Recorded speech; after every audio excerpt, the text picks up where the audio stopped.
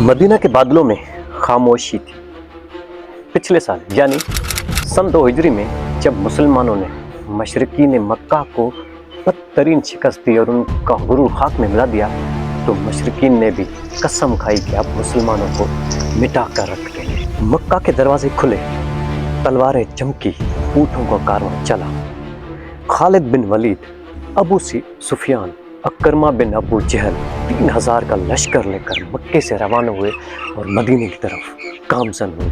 हिंदा बिनते अतबा, शोहर, भाई, बाप सब बदर में गंवा चुकी थी। अब वो चाहती थी कि खून का बदला खून से हो। अब मदीना के दरो दीवार लरजने लगे। रसूल अकरम सल्लल्लाहु अलैहि वसल्लम ने सब असहाबा को जमा किया।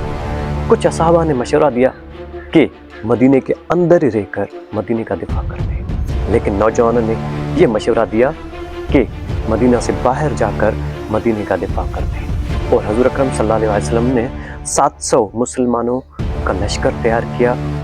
उसी वक्त सबसे बड़ा मुनाफिक अब्दुल्ला बिन उबे अपने 300 साथियों के साथ वापस चला गया। अब्दुल्ला बिन उबे का इस तरह से जाना, यानी जंग के वक्त मुसलमानों को छोड़ जाना, ये प्री प्लान था या फिर मुसलमानों का हौसला तोड़ने की कोशिश। बहरहाल सामने एक जबल ओहद, दाएं तरफ एक घाटी और साइड में छोटा सा टीला जबल रम्मात का। हज़ूर अकरम सल्लल्लाहु अलैहि वसल्लम ने 50 तीरंदाजों को जबल रम्माता की तरफ भेजा और कहा कि जब तक मेरे क्लियर ऑर्डर्स ना आए तब तक आपको अपनी जगह से नहीं हटना, चाहे हम जंग जीतें या हारें। अगर हम जंग हार जाएं और हमारे जिस्मों को परिंदे नोच कर खाने लगे, तब भी उस जगह से नहीं हटना।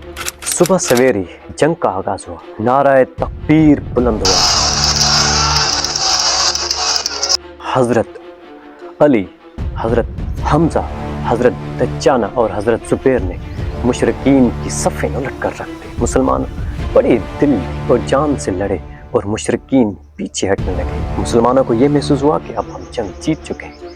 तो तीरंदाज जो हज़रत अकरम सल्लल्लाहु अलैहि वसल्लम ने जबल रम्माता पर भेजे थे, उनको महसूस हुआ कि हम ये जंग जीत गए, तो उन्होंने अपनी पोजीशन छोड़ दी। एग्जैक्ट यही वो लम्हा था जब खालिद बिन वलीद ने अकब की जानिब से मुसलमानों पर दूसरी तरफ से हमला कर दिया।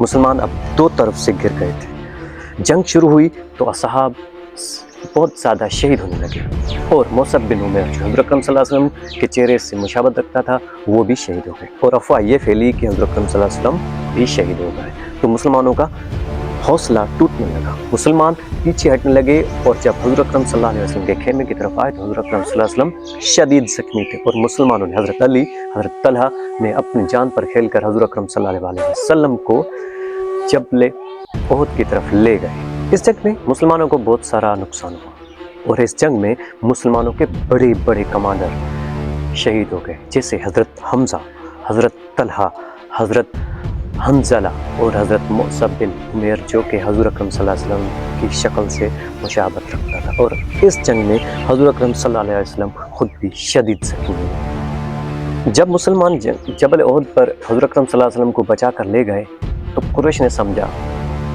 कि हज़ूर अकरम सल्लल्लाहु अलैहि वसल्लम शहीद हो गए और अबू बिन सफियान ने पूछा कि ए उमर, क्या हज़ूर अकरम सल्लल्लाहु अलैहि वसल्लम को हमने कत्ल कर दिया है?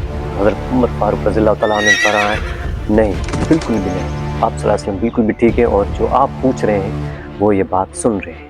ये बात सुनकर अबू सुफियान को बड़ा गुस्सा आया और वो वहाँ से चला गया। ये देखकर मुशरिकीन मक्का ने ये समझा कि अब मुसलमानों का जोर टूट गया है और हमें वापस जाना चाहिए। उन्होंने मदीना पर हमला नहीं किया और वो वापस मक्का चले गए। बहुत सारे हिस्ट्री कहते हैं कि ये जंग मुसलमानों ने हारी थी, लेकिन हमारे ख्याल से ये जंग एक सबक था जो मुसलमानों को आगे की जंगों की स्ट्रेटजी बताता रहा।